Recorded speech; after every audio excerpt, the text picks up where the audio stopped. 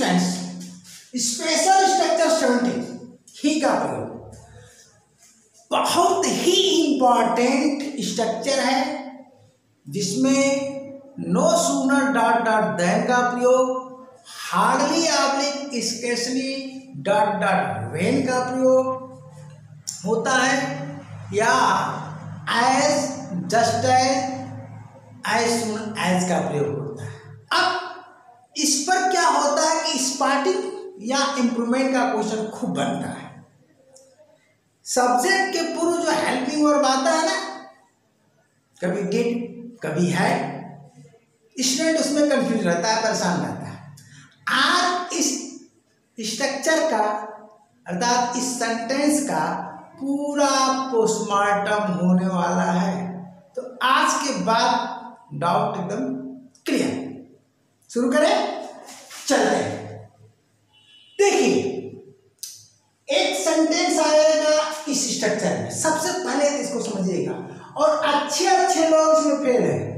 Student की बात छोड़ो, टीचर्स फेल है, ठीक है ना। ये सेंटेंस देखिए, कर्ता प्लस अन्य शब्द प्लस क्रिया प्लस ही प्लस की, कर्ता प्लस अन्य शब्द प्लस क्रिया, ठीक। यहाँ पर मैं इंग्लिश में ही आपको लिख दिया हूं, क्योंकि बार बार हिंदी अंग्रेजी लिखेंगे तो स्पेस कम पड़ जाएगा।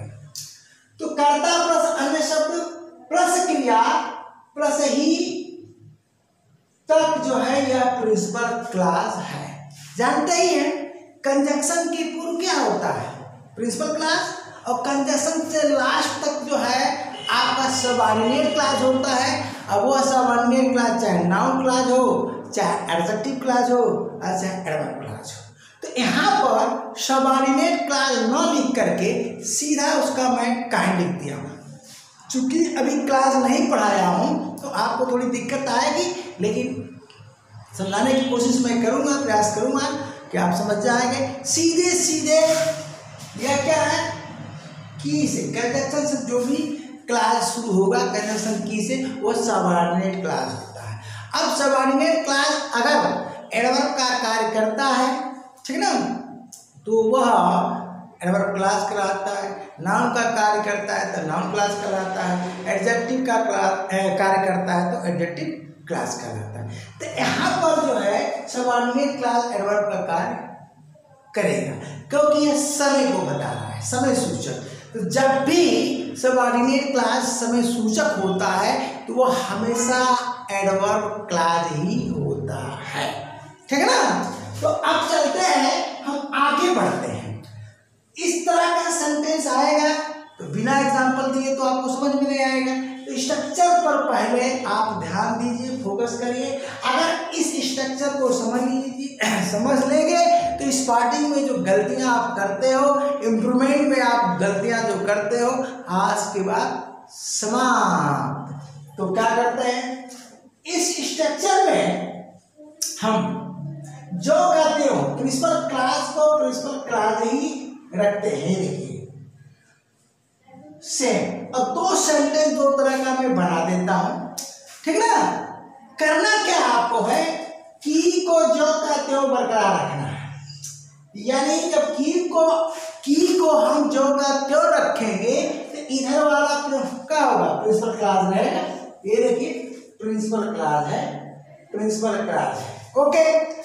अब इसमें मैंने कहा किया कि ही के बाद, ध्यान दीजिएगा, ही के बाद नहीं प्लस था थी थे जोड़ दिया। क्या जोड़ दिया, नहीं प्लस था थी थे जोड़ दिया। तो नहीं प्लस था थी जोड़ देने से ये देखिएगा, यहाँ पर गौर करवाइए, ठीक ना, यानी ध्यान दीजिए। तो अब इसके लिए ये किसमें है, जो कहते हो प्रिंसिपल क्लास, ठीक। लेकिन नहीं प्लस था थी थे के कारण इसका जो टेंस हो जाएगा पास्ट परफेक्ट हो जाएगा। तो जब पास्ट परफेक्ट हो जाएगा और हम इसका ट्रांसलेशन करेंगे तो बताओ हेड का प्रयोग होगा ना, यानी सब्जेक्ट के पहले। अब देखो इसके लिए जो इंग्लिश स्ट्रक्चर होगा ये पहला होगा, धन्यवाद। तो पहले स्ट्रक्चर में आप ये पास्ट परफेक्ट है, तो फर्स्ट स्ट्रक्चर में 3 ऑप्शन है, 3 स्ट्रक्चर है। एक तो नो सूनर, ध्यान दीजिएगा, no sooner dot dot than का। अब इसको समझ लीजिए, नो सूनर नेगेटिव वर्ड होता है, जबकि hardly oblique specially semi negative word होता है, ठीक है, सेमी निगेटिव वर्ड। ये यहाँ पर, तो यहाँ पर 2 स्ट्रक्चर है, यहाँ पर 2 है। एक तो ये हो गया, एक या तो हार्डली का प्रयोग करिए या तो स्पेशली, यानी हार्डली डॉट डॉट वेन का प्रयोग कर दीजिए या स्पेशली डॉट डॉट वेन का प्रयोग कर दीजिए। ओके, अब करना क्या है आपको देखिए, यहाँ पर चूंकि ये प्रोजेक्ट ऐसा पास्ट परफेक्ट में है, तो पास्ट परफेक्ट में हेल्पिंग वर्ब हेड लगता है, तो दोनों स्ट्रक्चर में हम हेड यहाँ लगा दिए सीधा सीधा सब्जेक्ट के पूर्व। चूंकि नेगेटिव वर्ड का जब भी फ्रंट पर आप प्रयोग करेंगे तो हेल्पिंग वर्ब सब्जेक्ट के पूर्व आएगा, यह कंस्ट्रक्शन का नियम है। तो सब्जेक्ट के पहले पास्ट परफेक्ट का हेल्पिंग वर्ब हेड आ गया, देख लीजिए दोनों में। अब आगे क्या है देखना है आपको कि नो सूनर के साथ जो कंजक्शन लगता है, वास्तव में ये दैन ही कंजक्शन है। क्या है ये? दैन ही कंजक्शन है, मुख्य कंजक्शन यही है, यानी सबऑर्डिनेटिंग कंजक्शन है। और यहाँ पर वेन जो है कंजक्शन है, अर्थात सबऑर्डिनेटिंग कंजक्शन है। दोनों मिल करके ये कोरिलेटिव कंजक्शंस कहलाते हैं। क्या कहलाते हैं? Correlative conjunctions. कोरिलेटिव कंजक्शंस वे कंजक्शन होते हैं जो पेयर में प्रयुक्त होते हैं, जोड़े में प्रयुक्त होते हैं। यानी दैन का प्रयोग यहाँ अकेले नहीं हुआ, अर्थात इधर से चलिए, नो सूनर के बाद कंजक्शन दैन का प्रयोग अवश्य होगा। अब हार्डली ऑब्लिक स्पेशली के बाद कंजक्शन वे का प्रयोग जरूर होगा, यानी ये पेयर में, तो ये कंजक्शन नहीं होता है। जनरली लोग पढ़ा देते हैं कि नो सूनर, किताबों में मिलेगा no sooner dot dot than. चलिए कोरिलेटिव कंजक्शंस के अंतर्गत इसको रख दिया गया समझाने के लिए, मैं भी उससे एग्री हूँ, लेकिन वास्तविकता है कि ये निगेटिव वर्ड है और ये क्या है? सेमी निगेटिव वर्ड है, सेमी निगेटिव वर्ड, ठीक है ना। तो अब क्या हम करते हैं, इसके लिए पहले स्ट्रक्चर का हम प्रयोग कर देते हैं इस स्ट्रक्चर के लिए। चलिए अब हिंदी में हम सेम सेंटेंस को, इस सेंटेंस की बात कर रहा हूं, मूल सेंटेंस हमारा ये है। सेम सेंटेंस को क्या करते हैं कि ही शब्द को हटा देते हैं, यहां से ही शब्द हटा दिया, देखिए ही शब्द हटा दिया, ही शब्द हटाने के बाद नहीं लगा दिया। या तो आप इसी को समझ लीजिए कि इसमें हमने क्या किया कि नहीं प्लस था के भी लगा दिया, अब दोबारा क्या किया कि ही को हटा दिया और इसको भी हटा दिया, अर्थात मूल में ही को हटा दिया, केवल ही को हटाया और नहीं को लगा दिया, ये हो गया। अब इसका जो ट्रांसलेशन होगा पास्ट इंडिफिनिट टेंस में होगा, पास्ट इंडिफिनिट टेंस में होगा। और इधर सेम है, देखिए adverb clause past indefinite tense दोनों में, यहां भी और यहां भी कोई अंतर नहीं है। अब चलिए तो इसके लिए इस सेकेंड का हम प्रयोग करेंगे, तो पास्ट इंडिफिनिट, देखिए ये हिंदी का ट्रांसलेशन हम दे करके भी एग्जांपल दे करके समझाएंगे आपको। तो इस ट्रांसलेशन में यानी इस रूप में, हिंदी का अनुवाद अगर इस रूप में है तो आप पास्ट इंडिफिनिट में ट्रांसलेशन करेंगे। तो अगर इसको आप समझ गए तो डिड लगेगा कि हार्ड लगेगा, सेंटेंस जैसे आएगा ट्रांसलेट करो दिमाग में और समझो इस स्ट्रक्चर को, क्या करो, आंसर दो। तो इसका अनुवाद आपका कहाँ हो रहा है, देखिए नो सूनर प्लस डीड आ गया। तो पास्ट इंडिफिनिट में जो हम डीड लगा देते हैं तो क्रिया का बोलिए यहाँ पर गलती से सेकेंड फॉर्म हो गया है, इसको क्या करना है, फर्स्ट फॉर्म। चलिए बना देता हूँ, क्या करना है भैया, फर्स्ट फॉर्म। चलिए स्क्रीनशॉट लिए होंगे तो सुधार लीजिएगा, ठीक ना, हाँ सुधार लीजिएगा। स्क्रीनशॉट अगर ले लिए होंगे तो सुधार लीजिएगा, यहाँ तो सेकंड फॉर्म रहेगा, ठीक ना। फिर से स्क्रीनशॉट ले लीजिए, मैं हट जाता हूँ, ठीक है। चलिए तो यहाँ जब डीड लग जाएगा तो फर्स्ट फॉर्म आ जाएगा, और यहाँ पर भी डीड लग जाएगा तो फर्स्ट फॉर्म आ जाएगा। अब इस हिंदी के लिए ये दोनों हिंदी आ रही है, चाहे आप नो सूनर से बना लीजिए चाहे हार्डली आप स्केसरी से बना लीजिए, फर्क इतना है कि यहाँ हार्ड लगेगा, यहाँ डीड लगेगा। हार्ड लगेगा तो थर्ड फॉर्म लगेगा, डीड लगेगा तो फर्स्ट फॉर्म लगेगा, क्योंकि ये पास्ट इंडिफिनिट हो गया। अब तीसरे स्ट्रक्चर की बात करते हैं। तीसरा स्ट्रक्चर में क्या करना है, देखिए ये दोनों स्ट्रक्चर निगेटिव सेंटेंस हो जाते हैं। निगेटिव सेंटेंस क्योंकि इसमें या तो नो सूनर देन का प्रयोग होगा या हार्डली आपने स्पेशली का प्रयोग होगा, वही सेम यहाँ आएगा, क्योंकि नहीं शब्द लग चुका है, नहीं शब्द। तो ये दोनों निगेटिव सेंटेंस हो जाते हैं। यानी इस सेंटेंस के दो रूप होते हैं, एक रूप निगेटिव वाला जिसमें प्रिंसिपल क्लॉज या तो पास्ट परफेक्ट में होगा या तो पास्ट इंडिफिनिट में होगा, ओके। अब दूसरा रूप पॉजिटिव वाला, तो पॉजिटिव वाला में करना क्या है, ये अंतिम वाला, देखिए कुछ नहीं करना है आपको, यहां से की को हटा दीजिए। तो की को मैंने हटा दिया, देखिए की को हटा दिया, कहा गया भैया, की को हटाया यहां से, ठीक। तो की को हटाने के बाद ही का स्थान चेंज हो गया। अब ही कहाँ जाएगा, ये ही चला जाएगा यहाँ कर्ता के पूर्व, और उसके पूर्व समुच्चय सूचक अव्यय, समुच्चय सूचक अव्यय अर्थात कंजक्शन, सबऑर्डिनेटिंग कंजक्शन का प्रयोग होगा। और वह सबऑर्डिनेटिंग कंजक्शन देखिए क्या क्या होगा, एज होगा या जस्ट एज होगा या एज सुन, यह है आपका कंजक्शन। क्या भैया, ये है आपका कंजक्शन। इनमें से कोई एक आप क्या करिए, एक कोई प्रयुक्त कर दीजिए। तो चलिए कंजक्शन का हम लोग कर दिए, कहां पर, कर्ता के, तो ही कहां चला आया, यहां चला आया, और शेष अनुवाद कहां करना है आपको, ये देखिए लिख दिया पास्ट इंडिफिनिट टेंस में। तो सब्जेक्ट प्लस क्रिया का सेकेंड फॉर्म अदर वर्ब और कॉमा लग जाएगा। देखिए यहाँ पर हमने की हटाया तो यहाँ कॉमा लग गया, यानी इस प्रिंसिपल क्लास को सीधे में कन्वर्ट कर दिया किसमें, प्रिंसिपल क्लास को एडवर्ब क्लास में। यानी की हटाते ही कॉमा लगाया तो ही चला गया फ्रंट पर, देखिए चला गया इधर।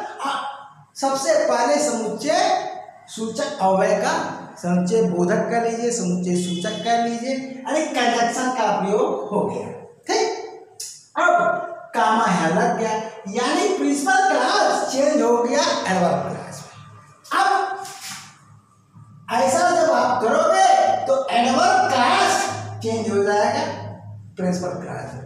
अब इसके लिए जो स्ट्रक्चर है थर्ड है, देखिए तो यहाँ कंजक्शन का प्रयोग subject plus second form other verb, फिर subject plus second form other verb, ये इधर आपको दिखा गया है, देखिए तो बढ़िया से इसको समझ लीजिए। अब मैं क्या करता हूँ, एग्जाम्पल देता हूँ, इंग्लिश मिटा देता हूँ, हिंदी जॉब का पेड़ बना देता हूँ, नहीं तो आप समझ नहीं पाए।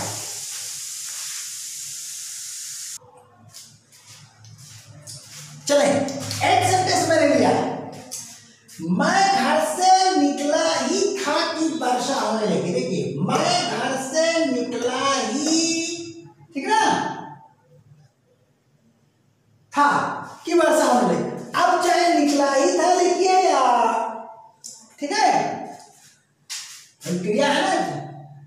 मैं घर से निकला ही, अब इसके साथ खाली दिया आएगा, ठीक है ना, या नहीं दिया क्या है, ठीक है ना, इसलिए कि इसका चेंजिंग हो रही है ना, तो हर जगह था तो हम देंगे नहीं, तो इस स्ट्रक्चर में है ये।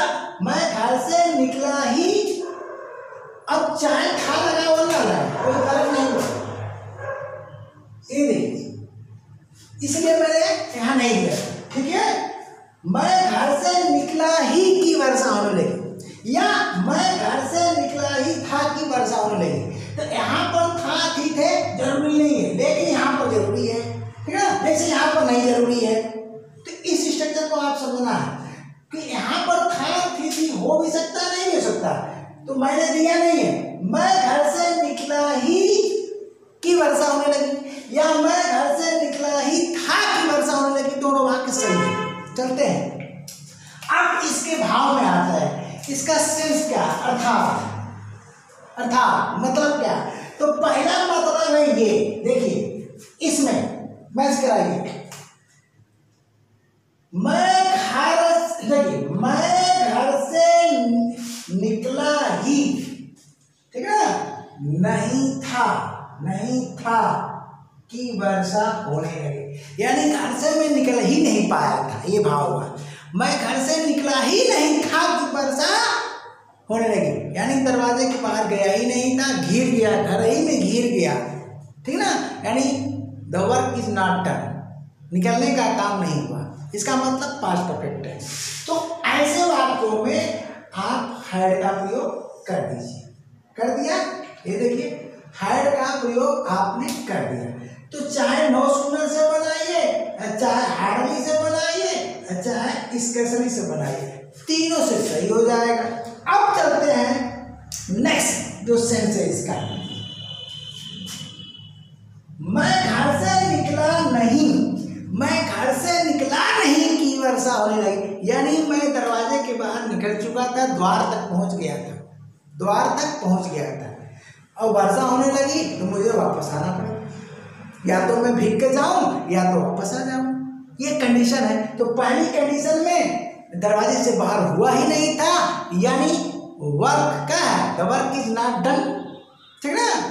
अब दूसरी कंडीशन में निकलने का काम हो गया, जैसे मैं निकला, देखिए मैं घर से निकला नहीं कि वर्षा होने लगी, तब क्या हुआ, इसको आपको क्या करना है, यहाँ ट्रांसलेशन अभी मैं नहीं किया हूँ, दिखा देता हूँ।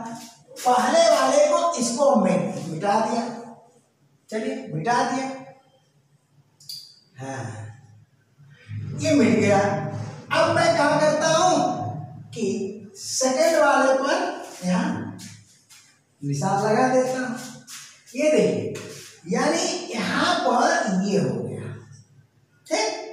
अब क्या करेंगे, यहाँ पर डीड का प्रयोग कर देंगे, क्या कर दिया, डीड लगा दिया, तो यहाँ भी डीड, यहाँ भी डीड, और यहाँ भी डीड, ठीक है ना, और यहाँ पर तो आई है, तो डीड लगते ही यहाँ क्या हो जाएगा, लेफ्ट का लीव हो जाएगा, लेफ्ट का लीव हो गया, तो डीड हो गया, उसके बाद लीव हो गया, यहाँ भी क्या हो गया, लीव हो गया, और यहाँ भी क्या हो गया, लीव हो गया। समझ गए होंगे कौन सा स्ट्रक्चर ये, तो इंग्लिश में मैं दिया था, इंग्लिश मिटा दिया हूँ, तो ये आपको इसमें बड़ा स्टूडेंट कंफ्यूज होता है। देखिए, तो ये सेंटेंस ऐसा है हिंदी का जो दोनों में बन रहा है, दोनों में बन रहा है, लेकिन कुछ ऐसे सेंटेंस होंगे कि दोनों में बनेंगे ही नहीं। जैसे कहा जाए, मैं स्टेशन पर पहुंचा ही था, देखिए मैं स्टेशन पर पहुंचा ही था कि ट्रेन खुल गई, इसका मतलब पास्ट सेंस में जो ही पहुंचा, जो ही, तो बाहर था कि पहले था, तो जैसे पहुंचा, दोनों कंडीशन। अगर आप हैड से बनाते हो तो स्टेशन से बहुत दूर हो, और डीड से बनाते हो तो इसका मतलब प्लेटफॉर्म पर पहुंच गया हूं, भाव सेंस ये हो जाएगा, भाव बदल जाएगा। और जैसे जो पॉजिटिव सेंस वाला जितने रहेंगे वो इसमें चेंज हो जाते हैं, थर्ड वाले में चेंज हो जाते हैं, अभी मैं समझा देता हूँ। तो यहाँ पर क्या हो गया, डी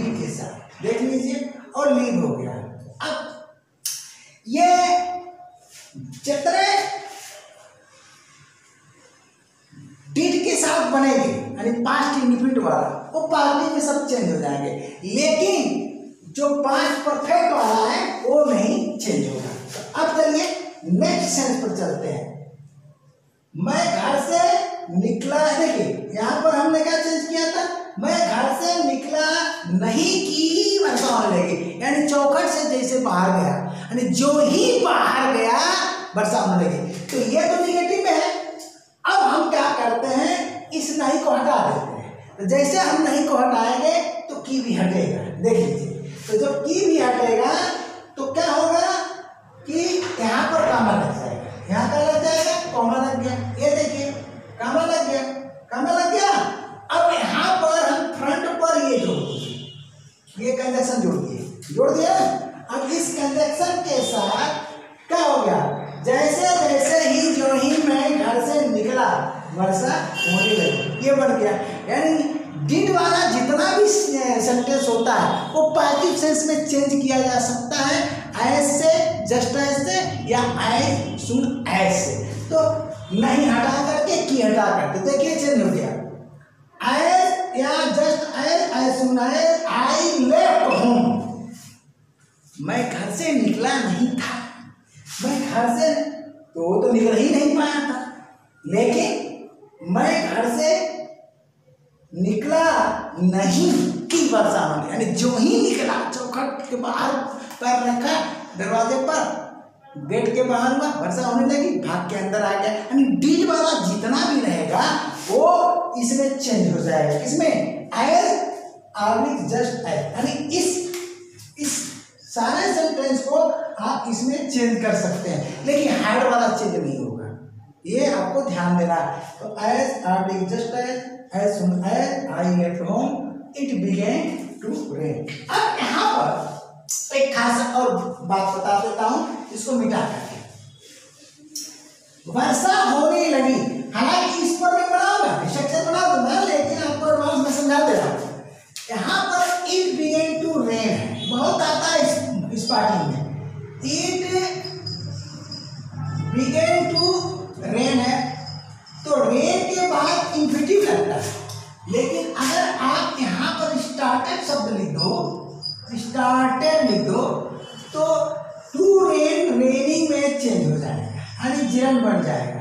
क्या बन जाएगा, खूब स्टार्टिंग में आता है, इंप्रूवमेंट में आता है।